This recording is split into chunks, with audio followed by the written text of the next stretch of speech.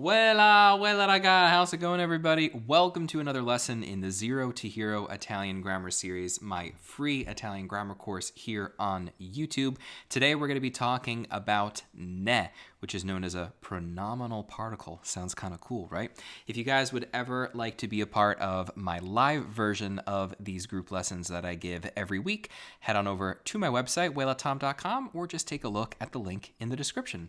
Without further ado, let's go straight over to the digital whiteboard, and we're going to talk about la particella ne. Okay, la particella ne, which is just the Italian way of saying the particle ne, otherwise known as the pronominal particle. Okay, now the name of it, or this title rather, I wouldn't say is like the most important thing, but I mention it not only to give it some sense of like context or meaning, because ne on its own doesn't really communicate too much to us, but also because the words pronominal having pronoun in it and the word particle I think are particularly helpful. And that's because ne on its own doesn't really have much meaning. I'm going to define it as follows, but then we're going to back into it, okay? Think of ne as meaning of or about the third person pronouns. So it's going to be it could be him, it could be her, or it could be them.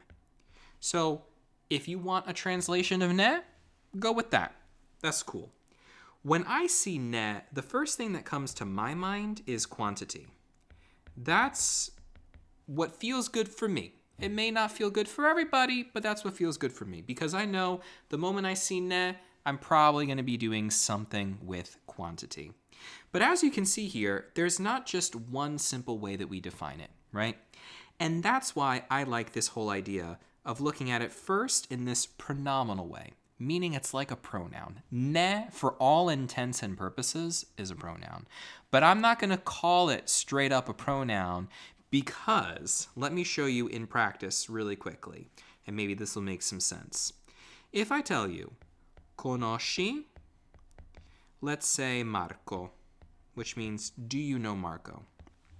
Now, we know from our videos on direct and indirect, and even the double object pronouns, you can either say sì, lo conosco, or obviously you have the negation, no, non lo conosco. However, the whole idea here is that we use this lo direct object pronoun to replace Marco. So, who is it that you know, or who is it that you don't know? Him. And that's what lo does, okay? However, there is another way I could respond to this if you wanted. Now, this is not quite quantity. I know I said I like to think of ne as quantity. This is more the of or about him, her, it, or them, okay? I could say, no, non ne ho mai sentito parlare. Now, you may not be as inclined to say this, or maybe you will. It's going to depend on you. You know, language is something very sort of like, it's up to you what you feel like doing. Depends on the context, who you are, your style, you know? What does this mean? This means, no, I've never heard of him. I'm going to put this in mostly caps. I've never heard of him. So, what is the difference between saying I don't know him, okay, versus what we have down here below, I've never heard of him? There is the preposition of. Obviously, this is also used in a slightly different phrasing. We're saying, I have never heard of him. That's the literal translation, or that is the translation in English. It's not a literal translation because sentire parlare literally, word for word, means to hear, to speak. So it doesn't work perfectly literally in English, but if you want the equivalent of to have heard of someone, you would say sentire parlare di qualcuno. Okay, this is using it in the passato prossimo. I'm going to write this right down here for you. If you want to say to hear of or about, we can say it / him / her / them. You would say sentirne parlare. Okay? Nice little thing you can memorize right there. To hear of or about, him, her, it, or them, just depends on your context. You would say this right here. Sentirne parlare. Cool. So that's what we did here in the passato prossimo in this example. So what's the whole point of going through this? Well, we're basically just kind of taking a dive in the deep end, looking at some context straight off the bat, so I can understand if it's not making a whole lot of sense right away, or maybe it is. Maybe you're following, it's clicking, whatever, That's great. The whole point, though, of this small exercise that we just did with the conosci Marco, lo conosco, non lo conosco, ne ho mai sentito parlare, we're talking about him versus of him. That's the difference, okay? We use a direct object pronoun, for example, like lo or la or li or le. These both mean it. Well, actually, let me write it this way. We're going to say it or him, right? La means it or her. Li means them, masculine. And le means them, feminine. Cool. Whereas ne, if using it in a similar context to these, instead means of, it, him, him. I'm going to do commas now. I'm feeling a little fancy. instead of slashes. But here, let's do, we'll keep it going for continuity's sake, okay? But ne has either this about or of. That's the difference. But it behaves very similarly to pronouns. Cool, right? Sweet. Okay. So let's now kind of take a step back and talk about sort of ne from the ground up, okay? What I will tell you, I usually say this at the start of the video, but I'm going to put it here. We have some prerequisites, or as I like to call just prereqs. Check out our videos on direct object pronouns, as I abbreviate DOP, IOP, it's how I usually do it. The indirect object pronouns, the double object pronouns. I always like to throw in reflexive verbs just because I think that helps give some extra, I know that's not spelled properly. Oh, no, it is. Verbs. And I just like to throw it in the mix. I think it's helpful. Obviously, our video on gender and number agreement, that was our first lesson, I'm pretty sure. And I think that's probably enough for now. I think that's probably enough. Yeah, particularly those first 3 videos, direct, indirect, and double object pronouns would be really helpful in mastering this. And of course, every lesson in this series is designed to build on the material we've already covered, So if you haven't seen all the videos or if you need a refresher, feel free to check them out. I've also got everything listed down below in the description, particularly in my playlists, if you just want to watch them all in order. Cool.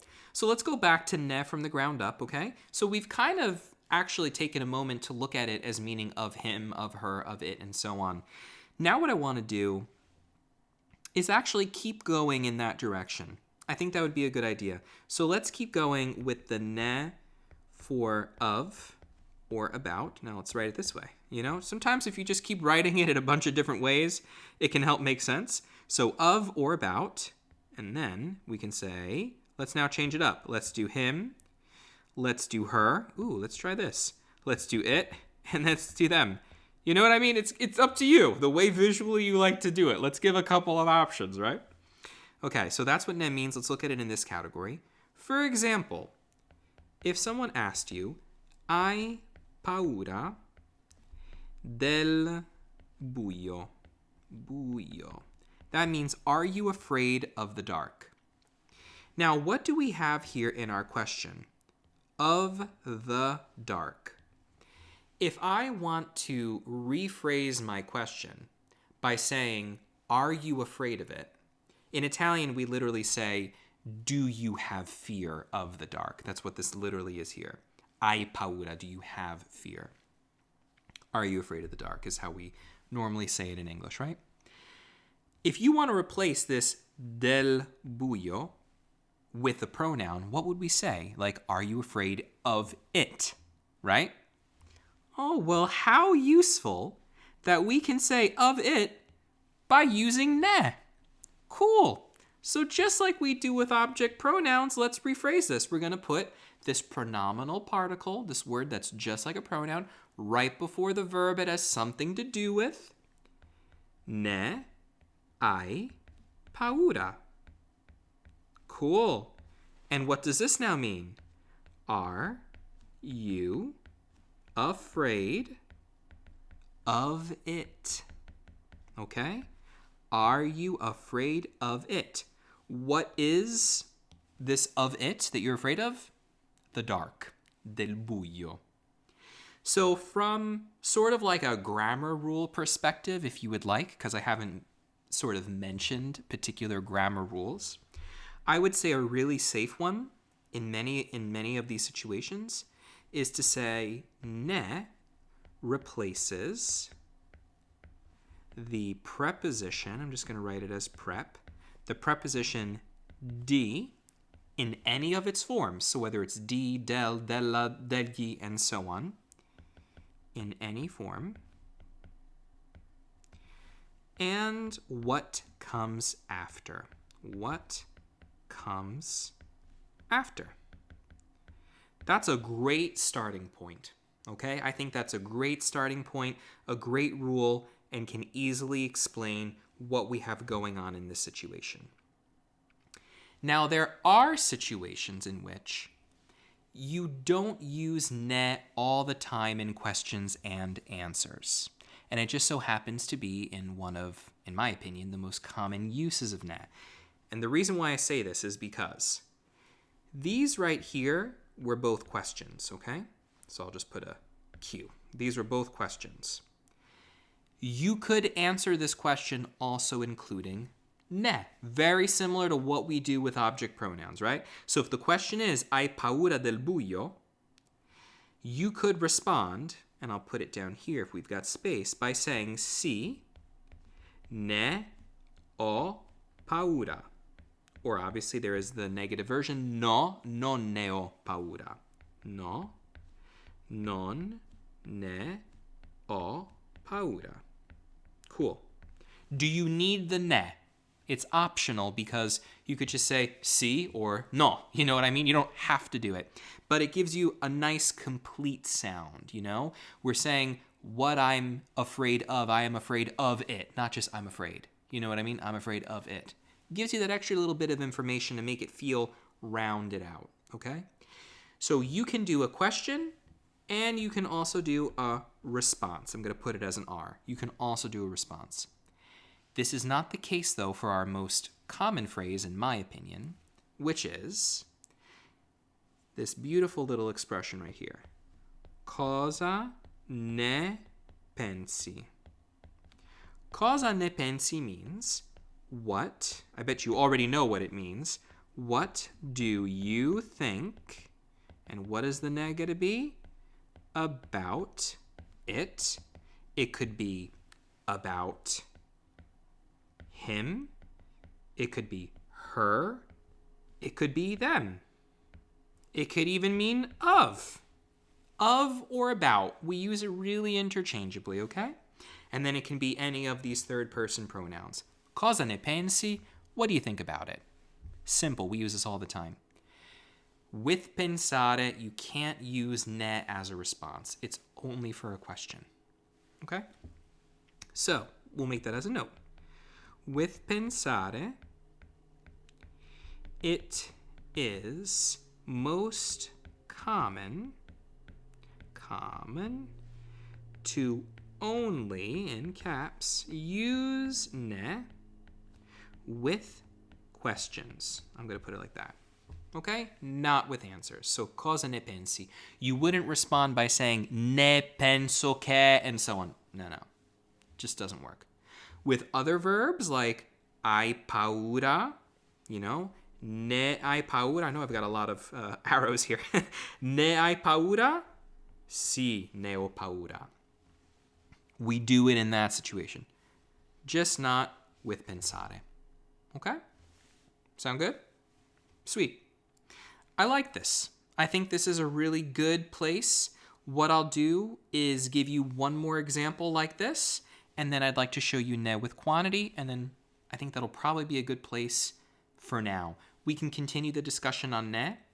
Probably using it with chi, I think would be pretty good. We have to do a video on chi. I already have videos on ne and chi on my channel, which I will also link down below, but just not a part of the Zero to Hero Italian Grammar series, with the whiteboard and everything. But I think we'll be able to do that in another video. So let's do ne with avere bisogno, okay? Because this is a very common, I want to give you guys some really common kind of expressions here. Okay, so to say to need help, or to need anything, you can say avere bisogno di. Usually the preposition di always follows the little family of avere bisogno. So avere bisogno di. The way I like to think about it is avere bisogno di qualcosa. It can also be qualcuno. So it can also be a person. Now, how would you say I need help, for example? You would conjugate avere. Ho bisogno di aiuto. Okay. Ho bisogno di aiuto. Sometimes you'll hear people do the contraction ho bisogno d'aiuto. That can also work. The one thing, though, I do want to point out as a quick little parentesi, apriamo un piccolo parentesi. So, aprire un parentesi or parentesi? I have a little dubbio, un piccolo dubbio.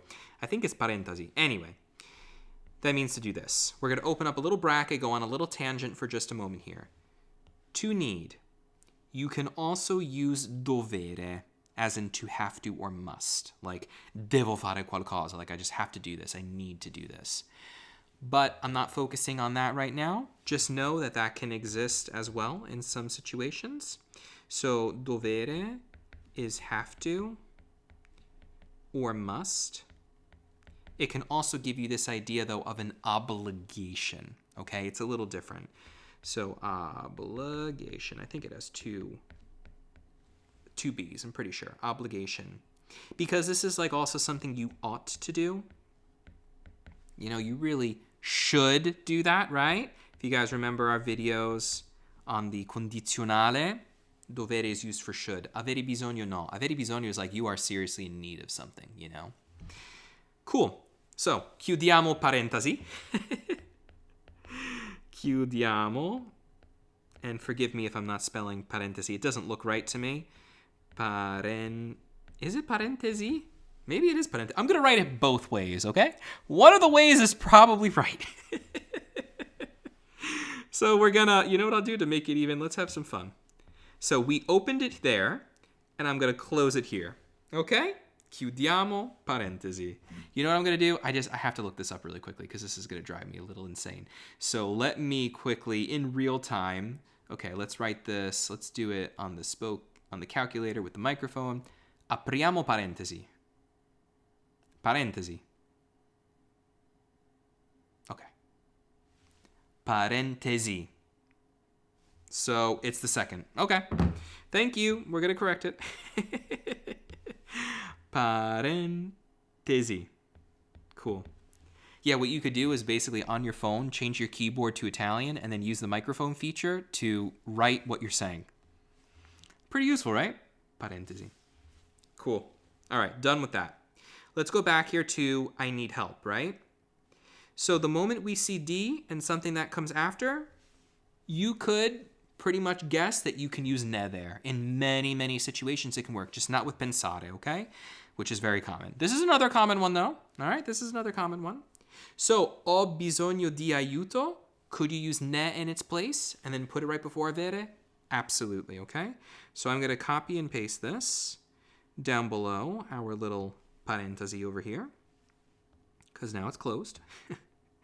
And let us paste. Okay, beautiful. Thank you very much, technology. Ne ho, I'm going to add in a word for emphasis. Ne ho veramente bisogno. What does that mean? I really needed it, or I am in real need of it. I know it's not a literal translation, but this is just the translation of how we speak in English, okay? I really needed it. I am really in need of it. I think that's probably as close as we can get to have that of it in there, okay? So ne ho veramente bisogno. I am really in need of it. Maybe I really needed it could be ne ho avuto veramente bisogno. We probably would have to use the past tense there. But anyway, I think we got the point, right? Cool. Now what we're going to do is move on to quantity, and then we will wrap it up for today. I'm pretty happy with how this is coming out, guys. I hope you guys are feeling good. So let's just do a quick thing on quantity, and then we will be good to go for quantità. Beautiful. Now, the reason why I'm doing quantity after all of that is because from a translation perspective, we're pretty much just going to be doing the same thing, okay? So if somebody asks you, quanti libri, or instead, I want to say like you're in a store. Can I give you some context for a moment? Let's do this for a moment. You're in a store, and you have a selection of, let's say, I want to use a masculine plural thing here for a minute. If you want to say like books, you're in a bookstore and there's 10 on the shelf, okay? Someone could ask you and say, quanti ne vuoi? So this is just plunging us right into it, not like, question without something and then replacing. I just want to kind of throw us into that context. You're in a store and you're with your friend and they say, hey, quanti ne vuoi? Because it is implied when I'm pointing to something and I can see all those books on the shelf. I know there's a number of them and I know you want a couple. How many of them do you want? That's basically what this is asking, okay? So this is a way of saying how many. You could aprire parentesi, of them do you want? All right? How many of them do you want?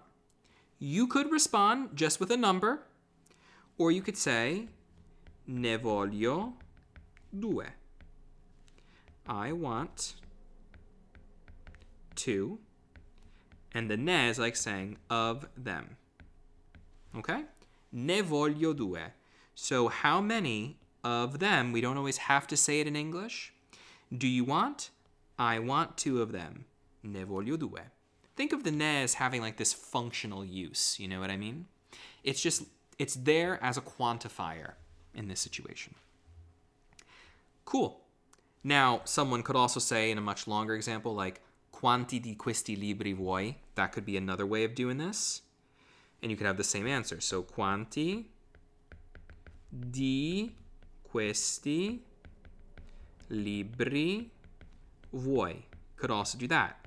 How many of these books do you want? The moment you see ne with something after it, you can say ne voglio. Let's change the number. Let's say cinque. Ne voglio cinque. Per favore. And you know what we'll also do? Let's change the mood here. Let's go to conditional.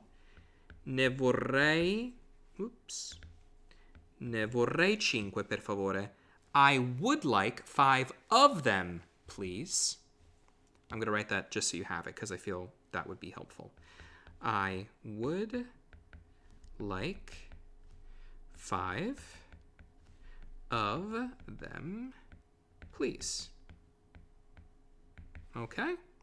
I would like 5 of them, please. See how that works? Quanti di questi libri vuoi? How many of these books do you want? I would like 5 of them.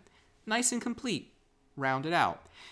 But we're using it with quantity. But it basically has the same meaning as everything we've been doing, so it kind of just all falls into place, you know?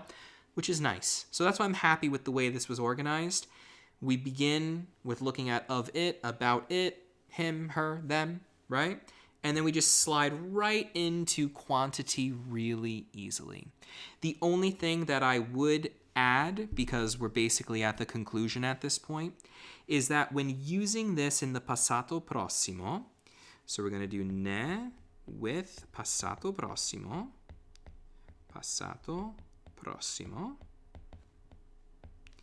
you just have to be mindful of, you know what, the moment we bring this up, of gender and number. That's it. Because if we're saying of them, right, or of it, of him, of her, we're talking about gender. All right. So how would that look? Just like direct object pronouns. Just like direct object pronouns, or it works just like them, okay? So let's do some examples. If you said quanti, yet again talking about the books, right? Ne hai voluti. Quanti ne hai voluti? How many of them did you want? Quante ne hai, if it's a feminine plural thing, quante ne hai volute? How many of them did you want? Maybe it was scarpe, right? We're in a shoe store. Scarpe is a feminine plural word. How many of these shoes did you want? Quante ne hai volute? And you would respond, ne ho volute cinque. Cinque paia. There you go. Let's go with that. I wanted 5 pairs of them. I wanted 5 pairs of them. In other words, I wanted 5 pairs, but using this ne means of them. As you can see, you don't have to include this, but yet again, gives you a little bit of that rounded, complete statement kind of vibe. Now, we would do this as well if we're talking about singular things, right? It would be quanto ne hai voluto. Yeah, how much of it did you want? Quanto. So I know I'm working backwards with going for the plural first, but quanto ne hai voluto. You could use this with any verb, it doesn't have to be voluto. Quante ne hai voluta. Right? See how that works? Doing gender and number agreement here with these two. Okay? With that final letter here. And then if I did it for a different verb, I could say quanti, going plural again. Quanti ne, scusami, ne, using too much of an English pronunciation there. Quanti ne hai comprati? How many of them did you buy? How many, scroll up a little bit here, of them, I'll put this in parentheses, okay? How many of them did you buy? See? And the quanti agrees with this. And we've got ne. How many of them? I think we're good. If you take a look at our videos on direct and indirect object pronouns, this will all make a lot of sense because it works just like them. The only other little thing I'll leave you with as we close up today's video is to say that ne is used just like the direct and indirect object pronouns are used when they're together. So basically, ne is also used in the same way as direct and indirect object pronouns when you have the double object pronouns. So I also take a look at that video. I also have a blog post, maybe on ne, I can't remember, but I know I have one on double object pronouns, and pretty sure in that chart that I include, I also include ne because it works in the same way. So maybe now that chart will make a whole lot more sense.